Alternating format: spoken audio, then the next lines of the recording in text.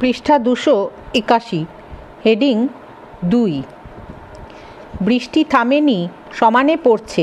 রাস্তাঘাট সব থই থই। মনে হচ্ছে আজ রাত্রেই কলকাতা প্লাবনে ডুবে যাবে। কাল সকালেও বাড়ি থেকে বেরোনো যাবে কি না সন্দেহ। আজকের রাতটা গল্প জমাবার পক্ষে চমৎকার। কফির কাপ হাতে নিয়ে আমরা কিছুক্ষণ জানলা দিয়ে বাইরে বৃষ্টির দৃশ্য দেখলাম। কফি শেষ হওয়ার পর কর্নেল সেন চুরুট ধরালেন। আমি আর রঞ্জনও সিগারেট জেলে নিলাম। মাধবীর আর তর সইছিল না, ব্যগ্রভাবে বলল, এইবার বলুন তারপর কি হলো? কর্নেল সেন বললেন, ওই অবস্থায় ওই রকম পরিবেশে খাটের তলায় হঠাৎ একটা ডেড বডি দেখতে পেলে অন্যদের পক্ষে খুব ভয় পাবার কথা। আমিও দু একটা মুহূর্তের জন্য স্তম্ভিত হয়ে গিয়েছিলাম বটে, কিন্তু ওটা দেখার পর আমার বরং ভয়টা একেবারেই কেটে গেল। আগে যে অলৌকিক কিছু বা ভূতটুত সম্পর্কে মনের মধ্যে একটু ছমছমে ভাব হয়েছিল সেটা আর রইল না। আমি ডাক্তার মানুষ, আমার কাছে ডেড বডি একটা রিয়ালিটি। অর্থাৎ একটা মানুষের মৃতদেহ দেখলেই মনে হয় যে তার মৃত্যুর একটা কারণ আছে, সে কিছুক্ষণ আগে বেঁচে ছিল। একটা মৃতদেহ হঠাৎ দেওয়াল ভেদ করে আসে না বা হঠাৎ উপে যায় না। তখন গুন্ডা বদমাইশদের চিন্তাই আমার মধ্যে প্রবল হয়ে উঠল। মৃতদেহটার দিকে আর মনোযোগ না দিয়ে আমি খাটটা টেনে এনে দরজার সঙ্গে লাগিয়ে দিলাম। রিভলভারটা হাতে তৈরি রেখে দেখতে লাগলাম আর কোনো দিক থেকে কেউ ঢুকতে পারবে কি না। একটা জানালা আছে, কিন্তু সেই জানলাটা ভেঙে ফেলা অসম্ভব নয়। আর জানলাটা একটু উঁচুতে বলে সেটার সামনে অন্য কিছু রাখারও উপায় নেই। আমি জানলার পাশে গিয়েই দাঁড়ালাম। জানলা ভেঙে যদি ঢোকার চেষ্টা করে তাহলে প্রথমেই আমি গুলি করব। ওদের লোক সংখ্যা যদি খুব বেশি না হয় তাহলে সারা রাত আমি লড়ে যেতে পারবো। বেশ কিছুক্ষণ আর কোনো সাড়া শব্দ নেই। মাঝরাত্রে এক জায়গায় একটুক্ষণ দাঁড়িয়ে থাকলেই ক্লান্ত লাগে, কিন্তু আমাকে ক্লান্ত হলে চলবে না, সারা রাতই এইরকম দাঁড়িয়ে থাকতে হবে। পৃষ্ঠা 282। বেশ বুঝতে পারলাম এই নির্জন বাংলোয় একটা হত্যাকাণ্ড হয়ে গেছে, খুব সম্ভবত কাল রাত্রে। দিনের বেলা ওরা ডেড বডিটা সরাবার সুযোগ পায়নি, এখন সেটা সরাতে এসেছে।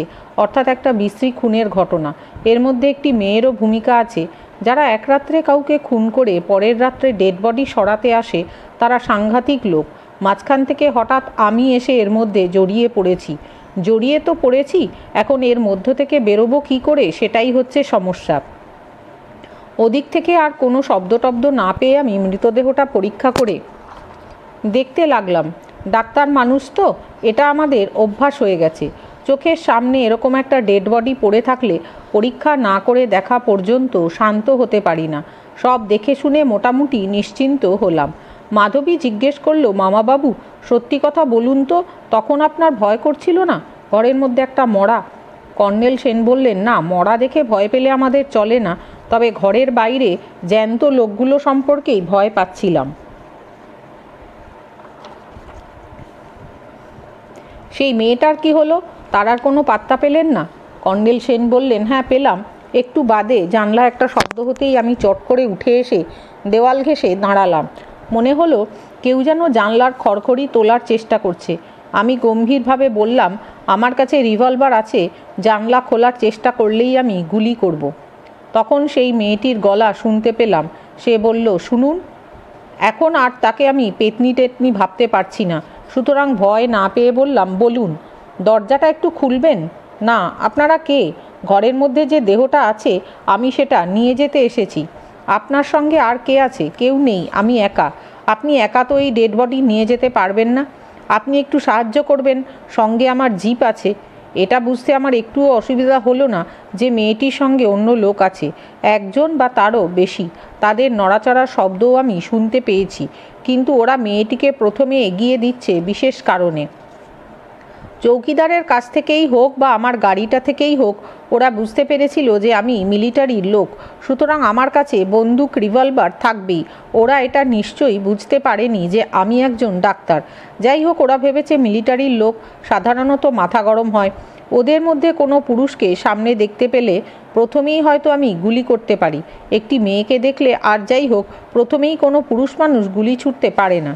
যে কোনো উপায়েই হোক আমার ঘরের দরজা খুলে ওরা মেয়েটিকে ভেতরে পাঠিয়েছিল। মেয়েটি একলাই বোধহয় ডেড বডিটা টেনে নিয়ে যেত। তার আগে সে দেখে গিয়েছিল আমি জেগে আছি কিনা। এই সময় তার চুল এসে লেগেছিল আমার মুখে। যাই হোক, আমি জেগে উঠবার পর মেয়েটি যদি খুব কান্নাকাটি করে, ভুল। খুব কান্নাকাটি করে কোনো একটা গল্প বানিয়ে বলতো, আমি হয়তো বিশ্বাসও করে ফেলতাম। আমার তখন যা বয়স, সেই বয়সের ছেলেরা যুবতী মেয়েদের কথা সহজেই বিশ্বাস করতে চায়। বিশেষত মেয়েদের চোখের জল দেখলে তো কথাই নেই। কি ঠিক বলছি না? মেয়েটা যদি কান্নাকাটি করে একটা রোমহর্ষক গল্প বানিয়ে বলতে পারতো, তাহলে ওকে হয়তো আমি সাহায্যও করতে পারতাম।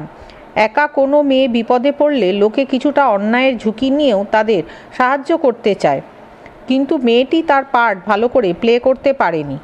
পৃষ্ঠা 283। ঘরের মধ্যে ওকে যখন আমি দেখলাম, তখন ও দেওয়াল ঘেঁষে হাত জোর করে বলেছিল, শুনুন। তারপর কথা শেষ করতে পারিনি, দৌড়ে পালিয়ে যায়। তখনই আমি সাবধান হয়ে গেলাম।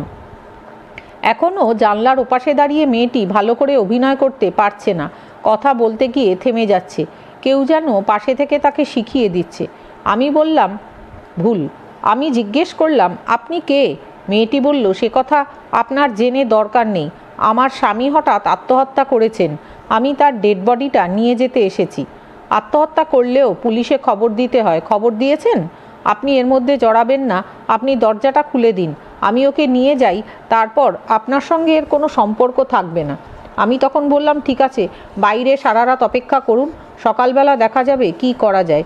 মেয়েটি আবার বলল, আপনি শুধু শুধু ব্যাপারটা জটিল করছেন। আমি ডেড বডিটা নিয়ে গেলে আপনার কথা কেউ জানতেও পারবে না। কর্নেল সেন একটু থামলেন, তারপর আমাদের দিকে তাকিয়ে জিজ্ঞেস করলেন, আচ্ছা তোমরাই বলো তো, তখন আমার কি করা উচিত ছিল? আমার কি দরজা খোলাই উচিত ছিল? রঞ্জন বলল, নিশ্চয়ই না।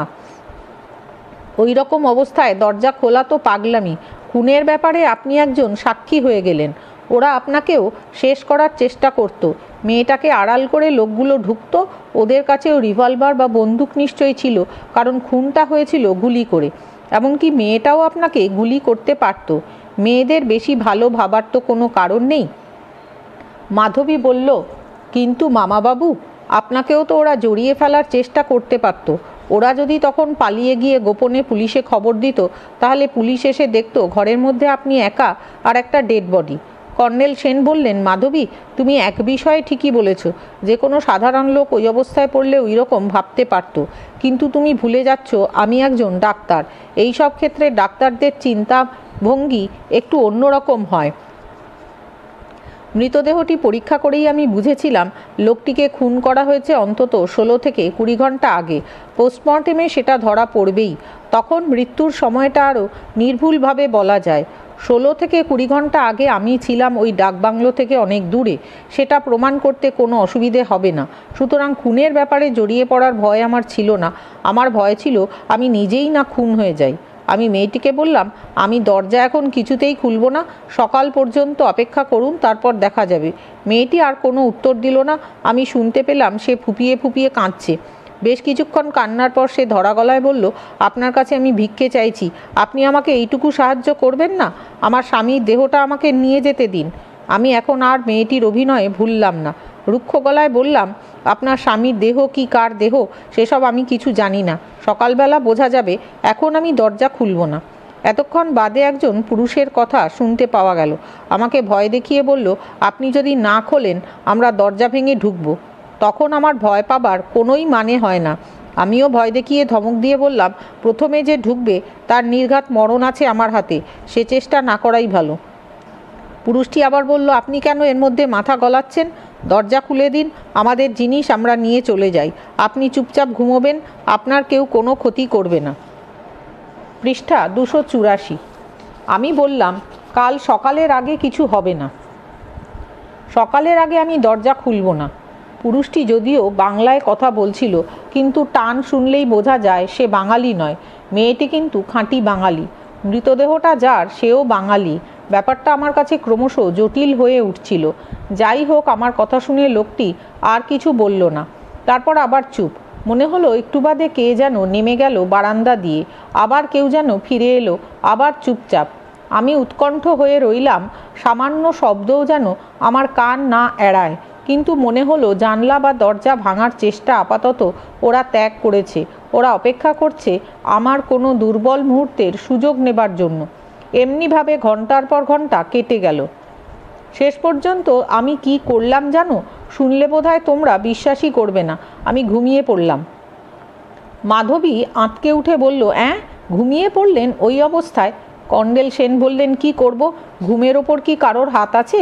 ঘন্টার পর ঘন্টা দাঁড়িয়ে থেকে আমি একেবারে অতিষ্ঠ হয়ে উঠেছিলাম। আমার শরীরটাও সেদিন বিশেষ ভালো ছিল না, ঘুমে চোখ টেনে আসছিল। দাঁড়িয়ে থাকতে আর না পেরে আমি দেওয়াল ঘেঁষে বসে পড়েছিলাম। তারপর কখন যে এক ফাঁকে ঘুমিয়ে পড়েছি খেয়াল নেই। ঘরের মধ্যে একটা মরা, বাইরে কতগুলো গুন্ডা বদমাইশ, তার মধ্যেই ঘুমিয়ে পড়লাম। রঞ্জন বলল, ব্যাস এই পর্যন্ত, এবার চলো আমরাও ঘুমিয়ে পড়ি। মাধবী রেগে গিয়ে বলল, তুমি চুপ করো তো, তোমার যদি ঘুম পেয়ে থাকে তো তুমি যাও, আমরা শুনবো।